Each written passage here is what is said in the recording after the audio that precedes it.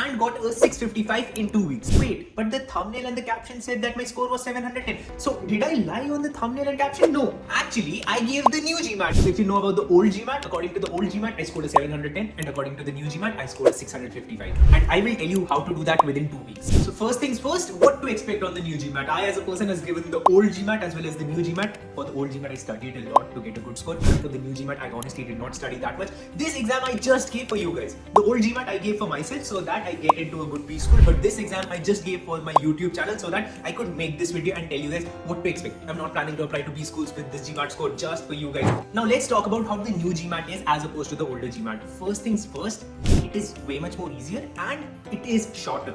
Now, what usually used to happen with me on GMAT was, it is a long test. The old GMAT is a longer test and you get mental fatigue. You won't feel that until you have given like a lot of mocks. I did give the 4 mocks. I took additional extra mocks to understand my score. So I took additional mocks from GMAT itself. It costed me another, I guess, $100. But I was like, I want to make a good detailed video for students. So I took those mocks and I would say take those because that made me understand that I got mental fatigue. So when I used to do 1 hour of questions, the question that I did after 1 hour, I was not as effective. If you had asked me that question when my brain was fresh, I would have probably answered even a more tougher question. But if I had mental fatigue, I could have not answered that question. As a result, what I realized was the new GMAT suited me better because it was shorter. Also, what I realized was I used to do verbal first, data insights second, and quants last. And I kept on doing that for a lot of mocks. But then I was not scoring well enough.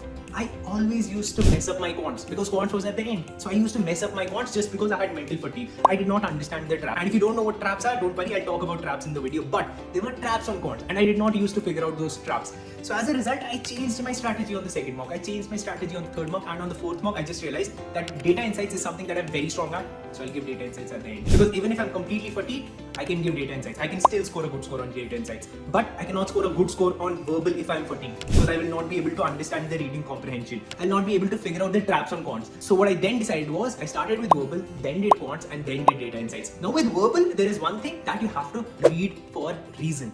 Now that was a new thing. When I gave the old GMAT, I did not read for purpose. But when I was giving the new GMAT, I just read for purpose. Now in GMAT, even if you don't understand the meaning of the entire comprehension, the entire essay, the entire passage, that's fine. This was a new revelation to me that I don't even have to understand what the author is saying. I just have to understand his tone. Is he pessimistic? Is he happy? Is he sad? What is happening with the author? What is author saying? Does he have contradictory words? Is he using contradictory words? That's it. And this was a key tip that a coaching institute taught me. I'll not be naming any coaching institute, but yes, I felt like this was a completely new thing. I was not good at verbal, and just because of this one thing, my verbal scores shot up. I will be explaining this entire strategy to you in the next video, but if you are not good at verbal, just read for purpose. And if you don't know how to read for purpose, I'll be making a separate video for that. So let's break down each and every part of this new GMAT. First, you do not have any geometry. I as a person thought the most important questions from quants came either out of geometry or out of algebra. Now algebra is still there, but geometry is no longer there. So if you can complete algebra, you can get a very good score on quants, which I did. So there are a lot of formulas that you don't have to remember. In fact, I would say there is no formula that you now have to remember for the GMAT. That's the best thing about the new GMAT. Second thing is data insights. Now my score always on data insights was really high. That is why I wanted it to be scored, factored into my new GMAT score. Now in this new GMAT, there are 3 sections, verbal, quants as well as data insights, and this data insights will be scored separately. As a result, your score will automatically take a jump if you're good at data insights. And data insights basically means trying to understand and comprehend different type of charts, different type of data, and I was always good at it. That's why it was a bit easier for me to get a higher score. Third, with regards to verbal, you don't have to worry about sentence correction. That part has been removed completely. You just have to focus on 2 things. You have to focus on critical reasoning and reading comprehension. That's it. And which ideally is way much more easier than 3 things. Now, if you are planning to give the GMAT, what are the things that you need to know? First things first, you need to figure out traps. Guys, there are simple traps which everyone falls for. Now, let me give you a question that was exact question on my exam day. The question was, how many numbers are between -33 and +33? Think about it. This is a question to you guys. How many numbers are there in between -33 and +33? Let me also give you options. 0 is one option. There is one more option which would say 66 and one more option that says 67. Think about it. Lock in your answer. Have you locked in your answer? I'll not tell you the answer. I'll just tell you that 0 in itself is a number, -33 in itself is a number, and +33 is in itself a number. And if you now know the correct answer, now you can understand that there are simple tricks where people fall. People think, oh, I'll just add all these things and they can get a number 0. And people think minus 33 plus 33, there are 33 numbers from this side, 33 from this side, 66 would be the answer. There are traps. There's like the most basic trap that I'm talking about, which was on my exam day. But there are traps. Don't think that the paper is going to be something very difficult. No, you don't have to remember difficult concepts, but you have to understand traps.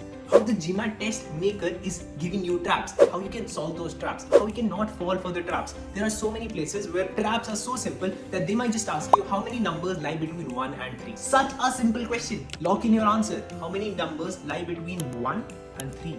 Wait, did you just select 1? Do you think there is just one number between 1 and 3? 2.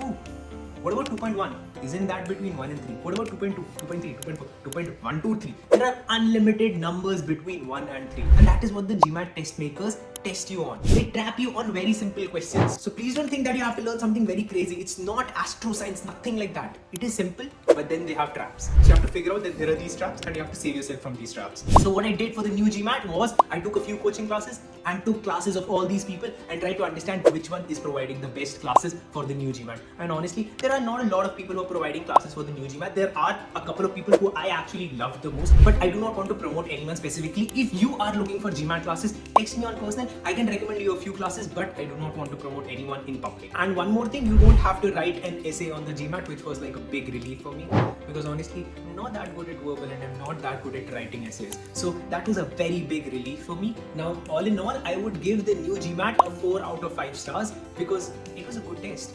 But I did take the mock series, and in the mock series, my score was relatively low. And in the actual GMAT, my score was higher. And in the actual GMAT, the questions just seemed to be easier, which wasn't a good thing because, as you guys would already know, the easier questions that you get, probably you're doing the questions wrong. And that is where I was scared, because I thought, oh god, I'm getting easier questions. And if I'm getting easier questions, probably I did not do the last question correctly. And probably my entire score would be messed up. It wasn't the case. It genuinely wasn't the case. I ended up getting way much more easier questions than the mocks that I was getting, and I did just the mocks on the official GMAT portal. And I would say that all in all, it was a really good test for me. But if you're still planning to give the GMAT, I would recommend you to watch this video in which I give you free GMAT material. I talk about all the free GMAT material out there. This one, this here, click.